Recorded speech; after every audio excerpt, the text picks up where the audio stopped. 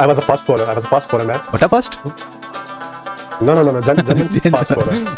आपकी चॉइसेस आपको कहाँ पर ले जाती हैं? Asif was the magician. Asif की स्क्रैम्बल सीम से एंडरसन ने स्क्रैम्बल सीम सीखी in the mid of his career. Waqar Younis. वैसे तुम जो है वो दोनों के पेयर्स ले आए हो. लेकिन अगेन वसीम के आगे रुकना मुश्किल ही नामुमकिन है. Let's just get right into this. Yeah, sure. Welcome to AT Crick Zone, your home for the best cricket updates and match analysis. Get ready for an action-packed season. और साहब ये बताएं जरा कि आपने कभी गली क्रिकेट खेली है या ग्राउंड में क्रिकेट खेली है? बिल्कुल खेली है भाई. लाहौर, पाकिस्तान लाहौर में तो आपको पता है, फिर यही तो पैशन होता था हमारे बचपन में. एग्जैक्टली. सो क्या कराते थे तुम? Fast bowling, spin bowling? I was a fast bowler, man. बटा fast? No. Genuine fast bowler. अच्छा, जनरल. क्या शोएब अख्तर जितना Yeah. फास्ट?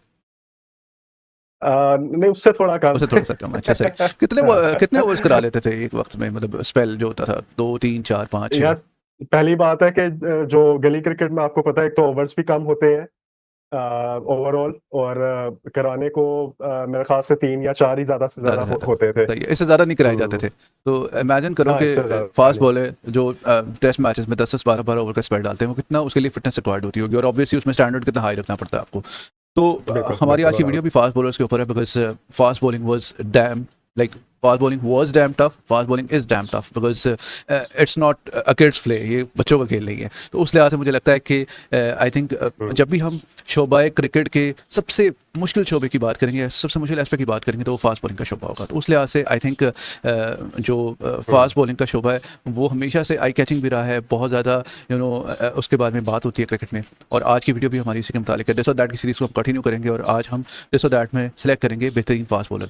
अगेन हम आज वेटेज ज़्यादा देंगे टेस्ट बॉलिंग को, और अगर ओडीआईज में अगर कोई इम्पैक्ट ज़्यादा क्रिएट किया होगा तो इम्पैक्ट बहुत मैटर करेगा. और again this is our list, हमारी प्रेफरेंस है, बिकॉज इतने बड़े बड़े नाम हैं कि आप किसी को भी आपकी प्रेफरेंस हो सकती है. So it's my list, it's Taimur list. Basically हमने इसको कंपाइल किया है और हमने एग्री भी किया हुआ है. तो उस लिहाज भी आपको पसंद है हमें कमेंट में बताएं, और हम अपने उसके हिसाब से जो हमें समझ आता है हम उसके हिसाब से उस पर रिस्पॉन्स भी करेंगे, और अगर हमें लगा कि हाँ ये चीज़ हमने इग्नोर कर दिया तो हम उसको मानेंगे भी कमेंट में. सो let's just get right into this. Yeah, sure.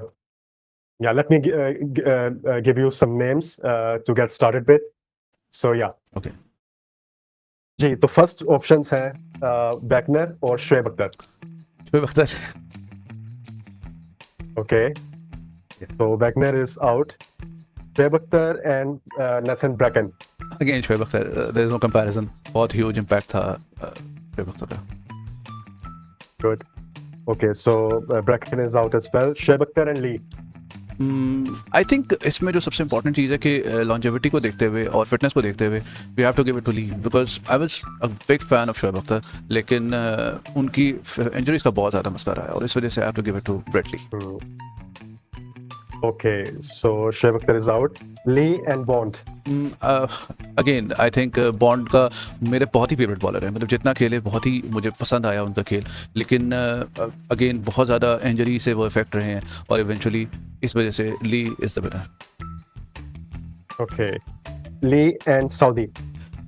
Lee and Saudi, इसमें भी अगेन ली का बहुत बेहतर इम्पैक्ट है compare to Saudi. Saudi was a very good bowler और बड़े लंबे अरसे के लिए न्यूजीलैंड के लिए खेले, और इन्होंने बोल्ट ने मिलकर काफ़ी अच्छा परफॉर्म किया, लेकिन आई स्टिल फील कि ली का जो एक टेरर इफेक्ट था विद हिज पेस और जो कमाल की फिटनेस थी उनकी, वो उस लिहाज से Lee is a winner.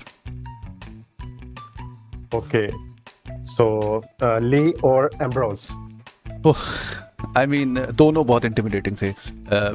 Stretcher के हिसाब से और अपने बाउंस के हिसाब से एम्ब्रोज वाज वेरी इंटिमिडेटिंग, और जो ली हैं वो अपने जो है वो पेस के हिसाब से बहुत ज़्यादा इंटिमिडेटिंग थे. सो मेरे हिसाब किताब से I have to give it to Ambrose here, because उन्होंने जिस तरीके से उस दौर में वेस्ट इंडीज़ को इनविंसिबल रखा ऑलमोस्ट, और जब उनकी बैटिंग काफ़ी डिप्लीट हो गई थी, लेकिन उनकी स्टिल वो वॉश और एम्ब्रोज की वजह से वो चलते जा रहे थे. So I have to give it to Ambrose.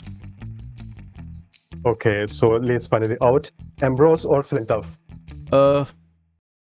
I mean, we have to give it to Ambrose. Ambrose was a legend of the game.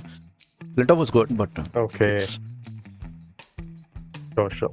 Ambrose or Wash? वो दोनों साथ दोनों की साथ बड़ी अच्छी पार्टनरशिप। हाँ यस। और by the way for your information wash की विकेट्स एम्ब्रोज से ज़्यादा हैं। वॉश की जो है वो 746 international wicket and yet but the impact वो जो जब बॉलिंग कराने आते थे जो डर लगता था उनको फेस करते हुए वॉश को, वो मेरे ख्याल से उसका मुकाबला कोई नहीं है। तो ओवरऑल इम्पैक्ट के लिहाज से जस्ट उस लिहाज से मेरे ख्याल से Ambrose is ahead. Okay, Ambrose और Anderson? It has to be Anderson because longevity again comes in. Otherwise again impact wise देखा जाए तो कहीं ना कहीं मुझे एम्ब्रोज ज़्यादा लगता था, ये थोड़ा सा मुश्किल चीज़ था। बट जब इतना डिफरेंस हो जाए 991 हाईएस्ट फास्ट बॉलर्स की जो विकेट्स हैं वो एंडरसन के नाम पर है, तो उस लिहाज से Anderson has to make it. So Anderson is the winner. Okay, so finally Ambrose is out, Anderson is in. Anderson and our Mohammad Asif. Well आपकी चॉइसेस आपको कहाँ पर ले जाती हैं? Asif was the magician. Asif की स्क्रैम्बल सीम से एंडरसन ने स्क्रैम्बल सीम सीखी in the mid of his career. Like already Anderson काफ़ी स्टैब्लिश थे, लेकिन उन्होंने वो जो स्क्रैम्बल सीम थी, क्योंकि उससे हिंट नहीं मिलता था बैट्समैन को कि बॉल किस तरफ जाएगी, और ये एक नया वेपन था जो कि उन्होंने अपनी आर्मरी में डेवलप किया आसिफ से सीख के। लेकिन unfortunately Asif's career was marked by a lot of controversies, injury, मतलब और बहुत कुछ था। So let's just not get into it. लेकिन आई स्टिल फील कि वो बहुत ही बेहतर बॉलर हो सकते थे अगर वो लंबा खेलते तो, but against Anderson he has no chance. Okay, so Anderson or Rabada? I have to give it to again Anderson because Anderson again सबसे ज़्यादा विकेट्स भी हैं और लॉन्जेविटी बहुत ज़्यादा है और बहुत ज़्यादा impact. Rabada is very good, लेकिन अभी उस तरह का इम्पैक्ट नहीं लेकर आ सके कि वो चैलेंज कर सके एंडरसन को। Okay, So so Anderson or Stuart Broad? ओ यार ये दोनों के साथ ज्यादती है कि हम दोनों को सारों को जो पार्टनर्स हैं उनको इवेंचुअली साथ साथ लेकर आ रहे हैं। But yes I think if I am playing in English conditions and I have from one end it's Stuart Broad who is bowling and then from other end it's Jimmy Anderson who is bowling, I will be more tentative against Anderson because of the sheer brilliance that he used to bring. So again Anderson. Okay, fine. Anderson or Dale Steyn? I think हमने अपनी जब हमने test 11 select की थी rest of the world की, वहाँ पे भी हमने ये बात की थी कि स्टेन और एंडरसन में एक बहुत कांटे का मुकाबला है और ये दोनों तकरीबन साथ साथ ही खेले हैं, लेकिन एंडरसन तकरीबन 5-6 साल तक जो है वो नंबर 1 की पोजीशन पर रहे टेस्ट बॉलर में। और हम जब ये सिलेक्शन कर रहे हैं तो जैसे कि हम Dale Steyn. या जब हम ये सिलेक्शन कर Dale Steyn रहे। हाँ यस टेस्ट रहे, तो जब हम ये सिलेक्शन जब हम ये शुरू में इंट्रोडक्शन दे रहे थे तो बताया था कि टेस्ट की इंपॉर्टेंस ज़्यादा होगी और इंटरनेशनल इवेंट्स की परफॉर्मेंस भी काफ़ी मैटर करेगी। तो उस लिहाज से it has to be Dale Steyn because उन्होंने टेस्ट मैचेस में जो इम्पैक्ट क्रिएट किया साउथ अफ्रीका को बहुत अरसे तक उन्होंने नंबर 1 पे रखा और खुद भी नंबर 1 पर रहे, तो उस लिहाज से Dale Steyn. Okay, so finally Anderson is out. Dale Steyn or Pat Cummins? It has to be Pat Cummins. Sorry, it has to be Dale Steyn. Cummins is very good और वो captain भी है और उन्होंने Australia को बहुत ज़्यादा turn around किया है क्योंकि ऑस्ट्रेलिया की क्रिकेट थोड़ा सा नीचे जा रही थी, लेकिन जब से कमिंस आए उन्होंने वर्ल्ड कप भी जीता है, टेस्ट चैंपियनशिप भी जीती है और T20 का वर्ल्ड कप भी उसी टाइम के दौरान जीता है। सो उन्होंने काफ़ी ज़्यादा उसको चेंज किया, but still I think Dale Steyn के आगे रुकना ऑलमोस्ट नामुमकिन है बिकॉज वो बहुत स्टेन गन थे वो एक तरह से। बिल्कुल। Dale Steyn और Zaheer Khan? I mean Zaheer Khan was very good, India के लिए उन्होंने बहुत अच्छे से सर्व किया और बड़े लंबे अर्से के लिए सर्व किया, बट स्टेन के आगे रुकना ऑलमोस्ट बहुत ही मुश्किल है अनलेस एंड अनटिल आप कोई एक और लेजेंड हो। आते हैं उस तरफ। Steyn और Lasith Malinga? Malinga was very good, fast bowler और वाइड बॉल में तो बहुत ही ज़बरदस्त है, लेकिन स्टेन अगेन टेस्ट मैचेस के बहुत ग्रेट हैं और I think stain is the winner है। Alright, Steyn और शॉन पॉलक? स्टेन ही वो है जिन्होंने शॉन पॉलक का साउथ अफ्रीका के हाईएस्ट विकेट का रिकॉर्ड तोड़ा और स्टेन आइडियलाइज करते थे पॉलक को और स्टेन ही हैं जो कि स्टिल उन्हें एक्लिप्स कर रहे हैं और मेरे ख्याल से अगेन ऑल्दो शॉन पॉलक की विकेट्स काफ़ी ज़्यादा हैं, 829 इंटरनेशनल विकेट्स हैं, वो काफ़ी ज़्यादा हैं स्टेन के मुकाबले में, but yet Steyn remains. Again, this is my list. Obviously, I am entitled to have a different choice. So इस लिहाज से Steyn is my choice. Okay. Finally, Steyn और Bumrah? Bumrah is very good. Steyn is very good. But I think the impact Bumrah has created is slightly higher than Steyn's. So Bumrah eclipses Steyn. All right. So the Steyn gun is out finally by Bumrah. Bumrah or Hazelwood? I think it's again Bumrah because Bumrah has been pretty prolific. उतना ही record है तकरीबन, उतने ही अरसा दोनों ने खेला हुआ है, तो उस लिहाज से मुझे लगता है कि जो है वो बुमराह ने ज़्यादा इम्पैक्ट क्रिएट किया, तो उस लिहाज से Okay. has to be Okay. Bumrah or Trent Bolt? Again Bumrah का इम्पैक्ट बहुत ज़्यादा है. बोल्ट काफ़ी अच्छे हैं, नई बॉल से अच्छी बॉल करते हैं, लेकिन डिफेंसिव बॉलिंग बुमराह का कोई मुकाबला नहीं है, और उस लिहाज से मेरे ख्याल से Bumrah stage. All right. Bumrah or Mohammad Amir?